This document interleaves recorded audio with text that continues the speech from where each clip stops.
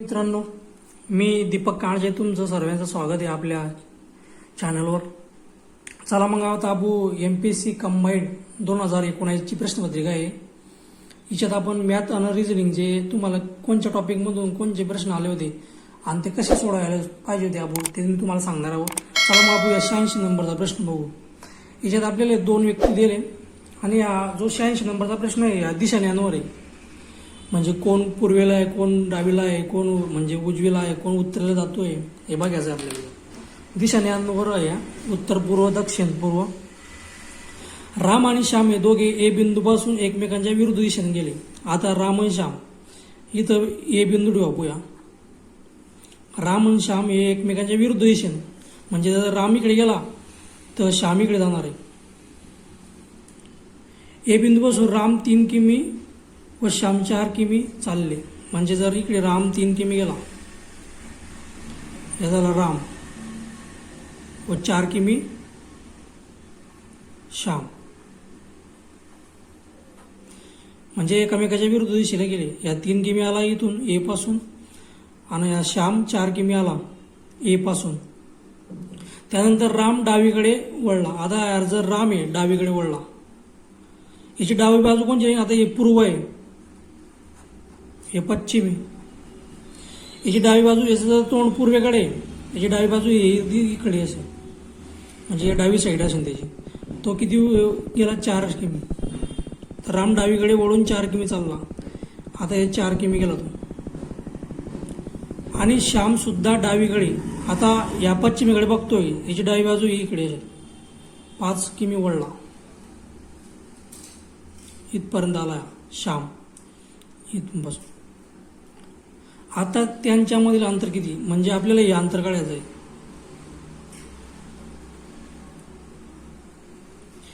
इथून तर इथपर्यंतचं अंतर आपल्याला काढायचं आहे. चला मग आता काढू. आता आपण इथून अशी लंबी रेषा टाकू इथं, आणि हे इथपर्यंत अशी लंबी रेषा टाकू. म्हणजे आपल्याला या कोण येईल रे? काटकोन त्रिकोण येईल. काटकोन त्रिकोण कसा असतो? 90 अंश. या झाला काटकोन त्रिकोण, या झाला कर्ण. आता हे 4 ने 3 7, म्हणजे हे किती येईल? 7. इथं 5 आहे तर इथपर्यंत नीट 5 आहे, म्हणजे यांची बेरीज झाली 9. आणि याचा या खालची बाजू आली आहे, म्हणजे पहिली बाजू 7, दुसरी बाजू 9. आणि हा कर्ण काढायचा आपल्याला. आता इथं पायथागोरसचं प्रमेय वापरणं पडेल आपल्याला. पायथागोरस काय म्हणतो? कर्णचा वर्ग बरोबर पहिली बाजूचा वर्ग अधिक दुसरी बाजूचा वर्ग.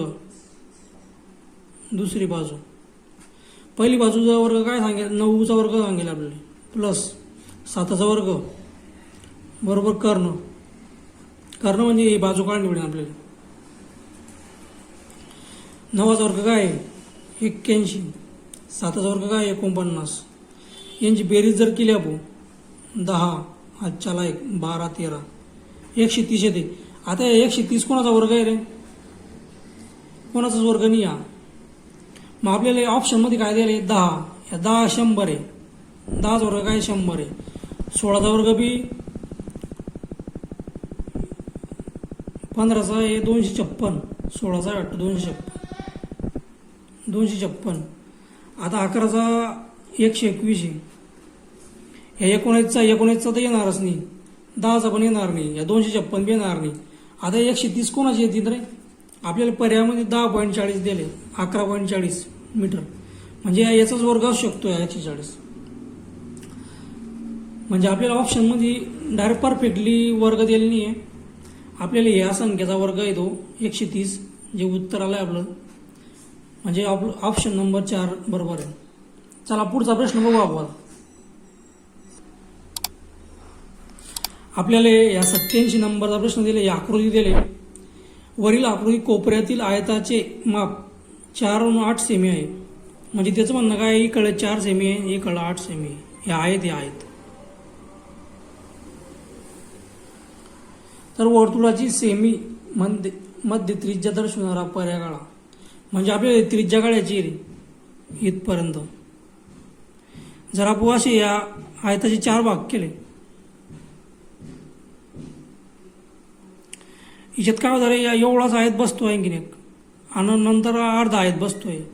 म्हणजे जर हे आपल्याला जर गोल दिला आहे आणि आयत दिला आहे, एवढा आयत दिला आहे, त्याचे 8 बाजू आहे, याची 4 बाजू आहे, तर इथं एक 8 वाला बसतोय आणि इथं एक 4 वाला बसतोय.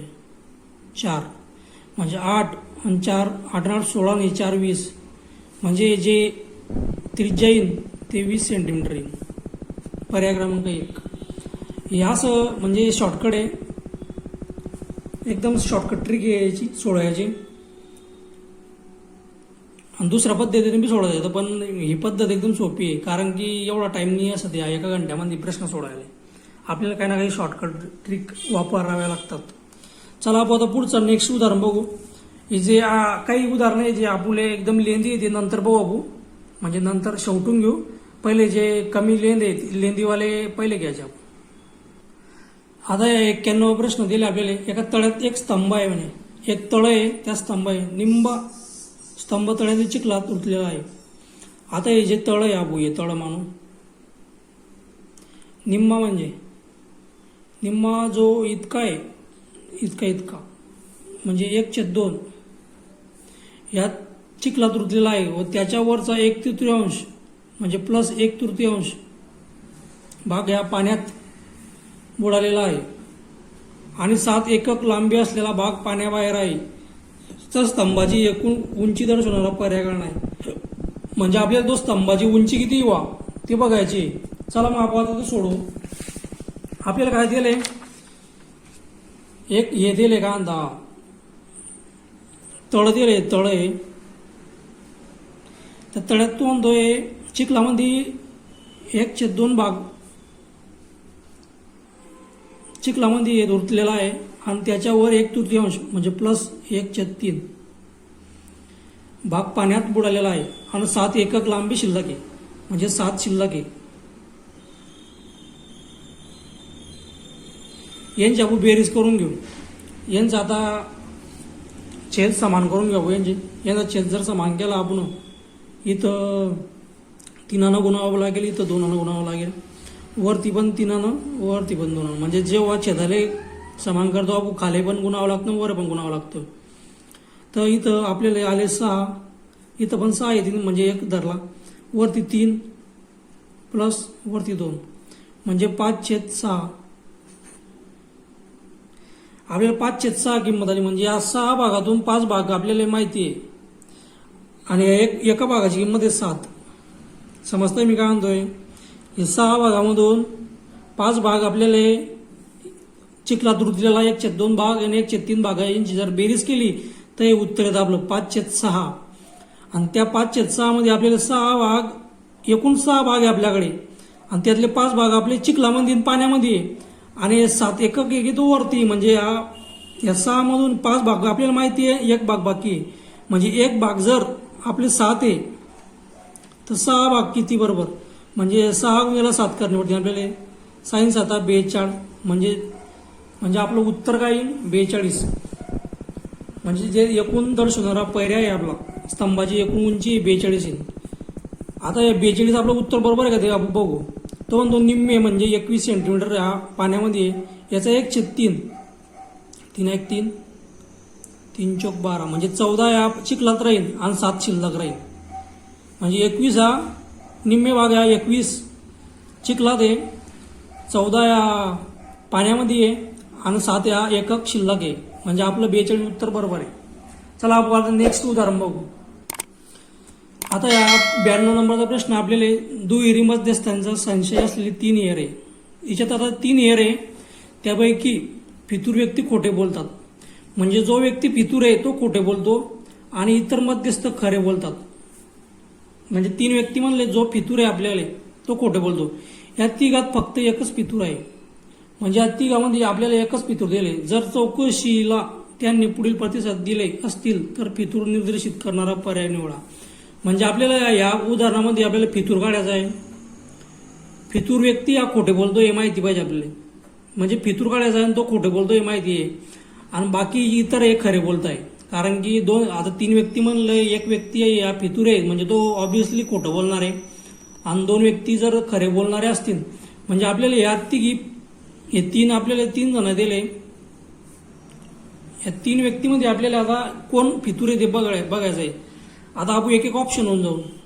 सर्वात पहिले आता इथं आली आहे, इथं बेला आहे, इथं सारा आहे. 3 वेगवेगळे नाव आहे, म्हणजे 3 व्यक्ती बोलताय. पण इथं बेला फितूर सांगतोय, इथं बेला फितूर सांगतोय आणि इथं सारा फितूर सांगतोय. म्हणजे आपल्याला जास्त नाव कोणाचे धावताय रे, की बेला खोटं बोलतोय, बेला फितूर आहे, म्हणजे बेला धावतोय आपल्याला. म्हणजे सर्वात पहिले आपण बेला धरू की बेला ह्या फितूर आहे. आता जर आपण पर्याय 3 म्हणून गेले, बेला फितूर आहे. आता या बेला फितूर आहे काय म्हणतो, आता या बेला जर फितूर असला तर या खोटा बोलणार आहे आणि या फितूर असणार आहे, हे आपल्याला माहिती. तो काय म्हणतो, सारा फितूर आहे. नाही, सारा फितूर नाही, बेला फितूर आहे, म्हणजे हा खोटं बोलतोय. आता हे जर खोटं बोलतोय तो आपल्याला, हे खोटं जर उदाहरण असेल बेलाचं, तर हे दोघी उत्तर आपल्याला बरोबर पाहिजे.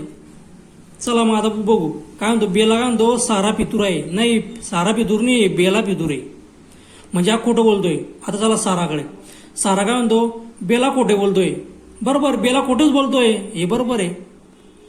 बेला खोटे बोलतोय ना, कारण की आडे आपण खोटं बोलतोय तो, म्हणून खोटं बोलतोय, म्हणजे बेला खोटं बोलतोय, हे बरोबर आहे. आता काय म्हणतो आपण, आता याच्याकडे जाऊ अलीकडे. बेला फितूर आहे. बरोबर, बेला फितूर आहे, हे बी बरोबर. म्हणजे आपले 2 पर्याय बरोबर आहे आणि एक चूक आहे. म्हणजे आपलं बेला बरोबर आहे की हा बेला हा फितूर आहे आणि हा खोटं पण बोलतोय. आपल्याला पर्याय जाणं आहे. आणि सोपी ट्रिक म्हणजे काय, इथं आली आहे, इथं बेला, इथं सारा आहे. सर्वात जास्त नाव कोणाचे रे, बेला बेला बेला, म्हणून बेलावर संशय घ्यायचा. चला मग आपण नेक्स्ट उदाहरण बघू. आता 93 नंबरचा प्रश्न आपल्याला वयवारीवर दिले. हिच्यात आपल्याला अजय आणि विजय यांच्या आजच्या वयाचे गुणोत्तर दिले. आता आबू यांचं काढून घेऊ. अजय विजयचं आजचं वय.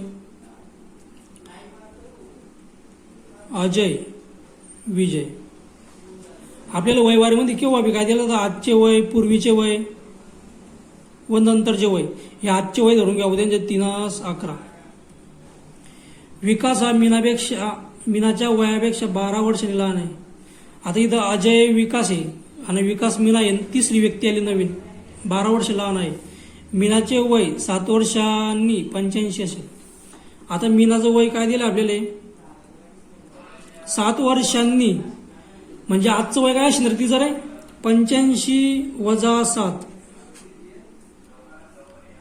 15तून 7 गेला 8, 1 गेला 7, 78. म्हणजे तिचं आजचं वय काय 78.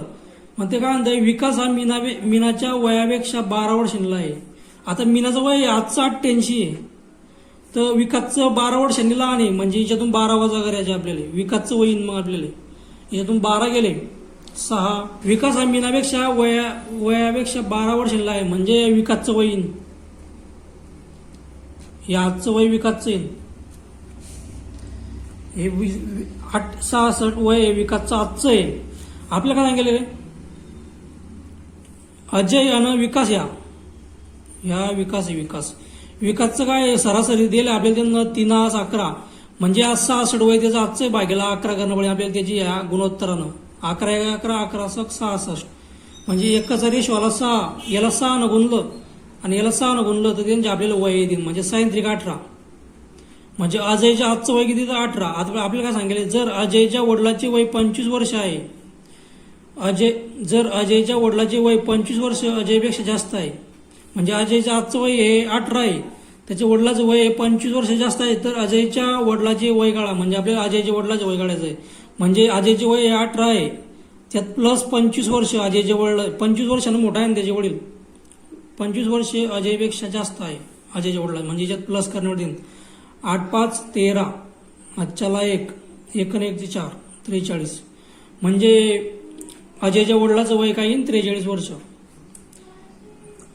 हे एकदम सोप्या पद्धतीने सांगलं आहे. आणि जर तुम्हाला वयवारीची जर पूर्ण व्हिडिओ बघायचे असले तर आपल्या वयवारीमध्ये दिले, मी तुम्हाला टॉपिक गेले वयवारीचे, तिच्यामध्ये दिले सर्व, आणि त्यात पद्धती तुम्ही शिकून घ्यावे. चला आपण नेक्स्ट उदाहरण बघू. या 94 नंबरमध्ये आपल्याला आता बाटली आणि वय म्हणजे गुणोत्तरावरच हे उदाहरण. चला आता आपण बघून घेऊ काय भानगड आहे त्याच्यात. एक्स ही बाटली पूर्णपणे लिंबू रसाने भरली आहे. म्हणजे जी एक्स बाटली आहे, ही एक्स बाटली आहे पूर्ण भरली, म्हणजे ते लिंबू रसानं, त्यात 1 लिटर लिंबू रस आहे. म्हणजे जी बाटली 1 लिटरची आहे, 1 लिटर म्हणजे किती रे? 1000 लिटर, 1000 मिलीलिटर. हंसाने वाय व झेड हे 2 रिकाम्या बाटल्या एक्स मधला रस ओतला. म्हणजे ही एक बाटली आहे, हिचं नाव काय आहे? वाय. ही दुसरी बाटली आहे, ह्या खाली बाटल्या आहे. तो काय म्हणतंय? हंसा हा व्यक्ती आहे आणि या दोघी बाटल्यामध्ये तिनं या एक्स बाटलीतला रस ओतला. आता तो कोणत्या पद्धतीने ओतला हे आता खाली देईल आपल्याला. वाय बाटलीची धारकता आहे एक्स बाटलीच्या निम्मे आहे. म्हणजे वाय बाटली आहे तिची धारकता आहे एक्स बाटलीच्या निम्मे आहे. म्हणजे जर हे 1000 मिलीमीटर हे पूर्ण भरलेली आहे, 1000 मिलीनं भरली म्हणजे 1 लिटरनं भरली. हे कितीनं भरेल रे? मग हे 500 असेल. निम्मे धारकता आहे नाहीची म्हणजे 500 अर्धा लिटरची बाटली म्हणजे वाय झालं. यानंतर एक्स बाटली आणखी 0.5 लिटर रसने शिल्लक आहे. म्हणजे त्यानं इतकी भरली हिच्यात हे 500 लिटरच्या हिच्यामध्ये की एक्स बाटली 600 मीटर हिच्यात आहे. म्हणजे 400 मीटर यांच्यामध्ये टाकेल त्यानं, 400 मिली यांच्यात टाकेल. तो काय म्हणतो? एक्स बाटली आणखी 0.6 लिटर रस शिल्लक आहे. म्हणजे हिच्यात 600 मिली रस शिल्लक आहे. वाय या बाटलीची 1/5 तर झेड या बाटलीची अर्धी धारकता रसाने भरली आहे. आता याच्यात काय दिलं आपल्याला? वाय बाटलीची 1/5 म्हणजे जर 500 लिटर आहे तर 1/5 किती येईल? भागेला 1/5, 5 1 5, 5 1 5 म्हणजे 100. हे 100 रस याच्यात भरला आहे म्हणजे 400 खाली आहे. आणि तो काय म्हणतो? आपल्याला 600 म्हणजे त्यानं 400 टाकेल इकडे म्हणजे हिच्यात 300 राहिले. 300 लिटर रस हिच्यात आला, हिच्यात 100 मिली रस आला, हिच्यात 300 मिली रस आला. झेड या बाटलीची अर्धी धारकता रसाने भरली आहे. अर्धी भरली म्हणजे पुरी बॉटल कितीची रे? 600 ml ची आहे. हंसाने झेड बाटली पाण्याने पूर्ण भरली म्हणजे पूर्ण भरली. आता झेड बाटलीची द्रवाची राशी लिटरमध्ये सांगा. आता याच्यात द्रव किती आलं रे? पहिले 300 ml हे लिंबू रस आणि 300 हे पाणी म्हणजे 600 लिटर हिची पूर्ण धारकता झाली. म्हणजे हिच्यात रस पुरा काय आहे? म्हणजे हिच्यात काय सांगलं त्यानं आपल्याला? झेड बाटलीची द्रव्याची राशी. द्रव म्हणजे काय रे? सर्व म्हणजे पाणी बिन लिंबू बिन किती असेल? मग 0.6 कारण की 600 लिटरची नंतर धारकता. हे आपलं उत्तर असं आहे 0.6. मी अशा पद्धतीने तुम्हाला सांगितलं, सोप्या पद्धतीने. तुम्हाला तो ह्या व्हिडिओचा आवडलाच असेल. चला मग आता नेक्स्ट उदाहरण बघू. या जो 95 नंबरचा प्रश्न आहे मित्रांनो, हिच्यात आपल्याला ऑप्शन होऊन जायचं आहे. कारण की आता आपल्याला काय दिले? गुलाबी एक्स आहे, पांढरा वाय आहे. जेव्हा गुलाबी एक्स नाही, पिवळा झेड आहे. पिवळा झेड असेपर्यंत पांढरा वाय असणार नाही. जर सर्व माहिती सत्य असेल तर सत्य विधान निवडा. म्हणजे तुम्हाला समजतं का मी काय म्हणतोय? गुलाबी सोबत एक्स वाय आहे. ह्या गुलाबी सोबत एक्स आणि पांढऱ्या सोबत वाय पहा आपल्याला याच्यात आहे का? आता गुलाबी कुठं आहे? इथं या गुलाबी इथं एक्स नाहीये. हो, हे चालणार नाही आपल्याला. पांढरा वाय असताना आता इथं काय? पांढरा वाय आहे म्हणजे इथं पांढरा वाय असताना गुलाबी एक्स नाहीये म्हणजे इथं आहे म्हणजे आपलं बरं येणार नाही. पांढरा वाय नसताना इथं आता गुलाबी एक्स इथं पहा गुलाबी एक्स आहे, इथं गुलाबी एक्स आहे. त्यासोबत काय म्हणतो? इथं गुलाबी एक्स पांढरा वाय आहे आणि गुलाबी एक्स नाही पिवळा आहे. इथं गुलाबी आहे का? नाही. म्हणजे इथं गुलाबी आहे तर इथं वाय पांढरा पाहिजे होता म्हणजे हे पण येणार नाही. गुलाबी एक्स नाही. आता गुलाबी एक्स नाही, इथं पिवळा झेड पाहिजे. पिवळा झेड असल्याने गुलाबी एक्स नाही म्हणजे हे बरोबर असू शकतं आपलं 3 नंबरचं. 3 नंबरचा पर्याय दिले तो बरोबर असू शकतो. आता हे पाहून घेऊ. पांढरा वाय नसताना, आता पांढरा वाय नसताना कुठे आहे? पांढरा वाय असणार नाही तेव्हा त्याच्यासोबत झेड पाहिजे. झेड असेपर्यंत इथं झेड नाही आहे म्हणजे हे पण चुकेले. म्हणजे आपला पर्याय क्रमांक 3 बरोबर आहे. कसा? पिवळा झेड असल्याने. आता पिवळा झेड आहे हे पहा, इथं पिवळा झेड दिले आपल्याला. गुलाबी एक्स नाही, गुलाबी एक्स नाही हे म्हणजे बरोबर आहे. म्हणजे हे स्टेटमेंट आपल्याला खालती दिले बरोबर आणि हे जे 3 स्टेटमेंट दिले ते आपल्याला चुकीचे दिले. चला मग आपण नवीन उदाहरण बघू. हे जे काही उदाहरण आहे मित्रांनो ते 96, 97 नंबर ते आपल्या आकलनावर आहे म्हणजे बुद्धिमत्तेवर आकलनावर. आणि हे प्रश्न ज्याच्या पद्धतीने तो सोडवतो. मी आता इथं तुम्हाला दिलं आहे, हे स्टॉप करून वाचून तुम्ही सोडवू शकता. या 97 वाला, या 96 वाला प्रश्न म्हणजे स्टॉप करून तुम्ही वाचून सोडवू शकता. हे तुमच्या बुद्धिमत्तेवर तुम्ही सोडवा. चला मित्रांनो, आता 88 नंबरचा प्रश्न बघू आपण.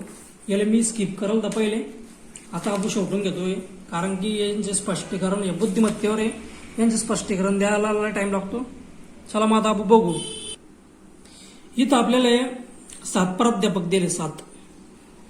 यांचे नाव आहे PQRSTUV. प्रत्येक जण हे भौतिक, रसायन, जीवशास्त्र, इंग्रजी, गणित, अर्थशास्त्र, भूगोल यापैकी प्रत्येक परंतु वेगवेगळे विषय शिकवतात. तथापि याच क्रमाने शिकवतील असे नाही. म्हणजे जे 7 जण दिले या क्रमाने शिकवणार नाही.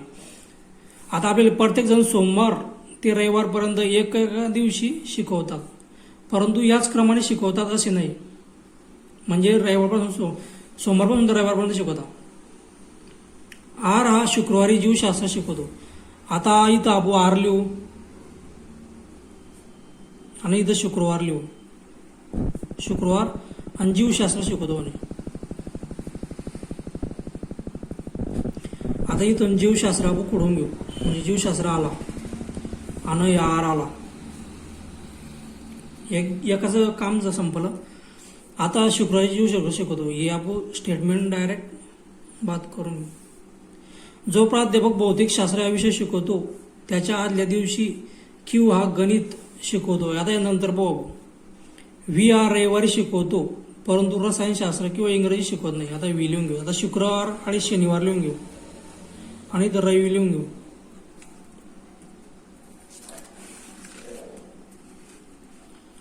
शनिवार रविवार लिहिलं आणि तो काय म्हणतो, रविवारी कोण शिकवतो, व्ही आर रविवारी शिकवतो. म्हणजे तर व्ही आला. आता व्ही कट करून घेऊ. व्ही आर रविवारी शिकवतो, परंतु रसायनशास्त्र म्हणजे रसायन बी शिकवत नाही तो, आणि इंग्रजी बी शिकवत नाही. हे 2 विषय शिकवत नाही. बाकी कोणता विषय शिकवतो ते आता आपल्याला काही माहिती नाही. नंतर काय म्हणतो तो, यू हा ज्या दिवशी शिकवतो त्याच्या आदल्या दिवशी यस हा अर्थशास्त्र शिकवतो. म्हणजे इथं आपण लिहून घेऊ, यू ज्या दिवशी शिकवतो त्याच्या आदल्या दिवशी यस या अर्थशास्त्र शिकवतो. म्हणजे असं येईन, यसच्या खाली यू येईन. म्हणजे इथं तर येणार नाही यस आणि यू, इथं वरतीच येते. आता आपण यांचे वार लिहून घेऊ. गुरुवार, बुधवार, मंगळवार आणि हा सोमवार. या सोमवारी तर येईन खाली, रविवारच्या खाली सोमवार बी येऊ शकतो किंवा सोमवारवरती बी येऊ शकतो. आता दिलं आपल्याला काय दिले, त्या दिवशी आदल्या दिवशी यस हा अर्थशास्त्र शिकवतो. पी हा मंगळवारी भूगोल शिकवतो. आता समजलं पी हा. आता इथं पी घेऊन घेऊ. कोणचा शिकवतो, भूगोल. भूगोल शिकवतो. टी हा इंग्रजी शिकवत नाही. आता जो टी आहे आपल्याला काय सांगेल त्यांना. आता इथं यू आहे, असं कोणत्या ठिकाणी जागा, आता बुधवार आणि गुरुवार तुम्हाला दिसतं की नाही, इथं यस आणि यू येऊ शकतो. इथं इंकार आहे, इथं यस येणार नाही, कारण की इथं आपल्याला वार दिला नाही. म्हणजे ह्या यस आणि ह्या यू इथं बसतोय, कारण की अशी जागा बुधवार आणि गुरुवार फक्त एकच आहे की ते एकामागे एक शिकवता. म्हणजे इथं अर्थशास्त्र येईल आणि ह्या यू इथं येईल. आणि तो काय म्हणतो, टी हा इंग्रजी शिकवत नाही. इंग्रजी आपण शिकवत नाही आहे आणि अर्थशास्त्र शिकवतो. आता अजून एक टी हा कोणता विषय शिकवतो. आता टी बघायचं आपलं, टीचं उत्तर काय. टी हा इंग्रजी शिकवत नाही. टी हा कोणता विषय शिकवतो. आता हे अर्थशास्त्राला आता एक स्टेटमेंट बाकी होतं आपलं, कोणचं, जो प्राध्यापक भौतिकशास्त्र हा विषय शिकवतो त्याच्या आदल्या दिवशी क्यू हा गणित शिकवतो. आता भौतिकशास्त्र शिकवणारा कोण आहे. जरी तो भौतिकशास्त्र शिकवणारा घेतला आपण तर गणित शिकवणारा येतो का, आदल्या दिवशी नाही. इथं जर भौतिकशास्त्र घेतला तर आदल्या दिवशी गणित शिकवणारा येऊ शकतो, कारण की इथं रसायन बी शिकवत नाही, इंग्रजी बी शिकवत नाही.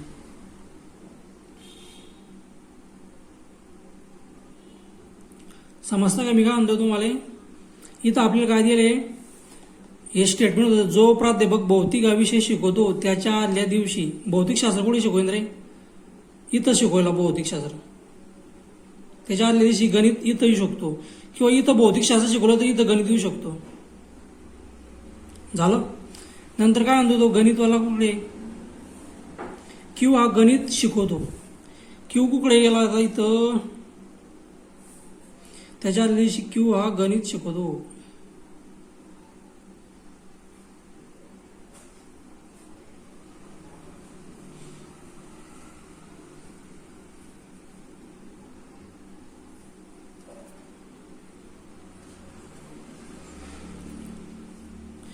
या सोमवारी क्यू या गणित शिकवतो. जो प्राध्यापक भौतिक विषय शिकवतो त्याच्या आदल्या दिवशी, म्हणजे गणित इथं येणार नाही. आदल्या दिवशी गणित इथं येईन, गणित आणि भौतिकशास्त्र इथं येईन. आता रसायन बी शिकवत नाही, इंग्रजी बी शिकवत नाही. आणि जो एक कोण आहे टी हा इंग्रजी शिकवत नाही, म्हणजे इंग्रजी हा शिकवतो. इथं क्यू नाही येणार, इथं इन क्यू. आणि हा टी इन, टी हा रसायनशास्त्र. हे असं आपलं बसलं. म्हणजे जो आपला टी हा कोणता विषय शिकवतोय, या रसायनशास्त्र शिकवतोय. याशी काय म्हणतात ते पझल बसली आपली. चला मग आता नेक्स्ट पझल बघू आपण. या 100वा प्रश्न आहे. आपल्याला ज्यात काय दिले, वरील जाळीची घडी घालून घनाकार मिळवा. म्हणजे हे जे जाळी दिली आपल्याला त्याचा घनगती केला तयार आपण. आता ही बाजू या बाजूशी जुळणार आहे, ही बाजू या बाजूशी जुळणार आहे, ही बाजू या बाजूशी जुळणार आहे, ही बाजू या बाजूशी जुळणार आहे. तर हा तो घन तयार होईल. आता ही जर जुळली तर ही हिच्याशी जुळील, तशीच ही पण हिच्याशी जुळली. समजला का? हे जर हिच्याशी जुळली तर हे पण याला जोडणार आहे, हे पण याला जोडणार आहे. आता त्यानं काय सांगितले, घनाच्या पृष्ठभागावर फक्त नेमक्या 2 कर्णरेषा जितक्या शिरोबिंदू छत्तात त्यांची संख्या काढा. फक्त नेमक्या 2, जिथं 2 छत्तात ते बघायचे आपल्याला. आता इथं 2 छेदले आहे पहा, ह्याला एक बिंदू आपला. इथं 2 रेषा भेटता, फक्त नेमक्या 2 कर्णरेषा पाहिजे आपल्याला. ही कर्ण आहे, या कर्ण इथंही भेटली, हे एक आणि एक इथं भेटली, म्हणजे 1 नंबर इथं, 2 नंबर इथं. आणि हा जर घन जोडला तर ही रेषा या रेषेला भेटली. हे 3, हे इथं इथं जर जोडला तर हे 4 भेटतं, पण इथं भेटत नाही. म्हणजे असे आपल्याला 4 आहे उत्तर आहे आपलं, 4 द्वारा भेटतं. मी पुन्हा तुम्हाला सांगतो आता एकदा रे व्हिडिओ. ह्या असा घन दिला आपल्याला, हे डब्बे.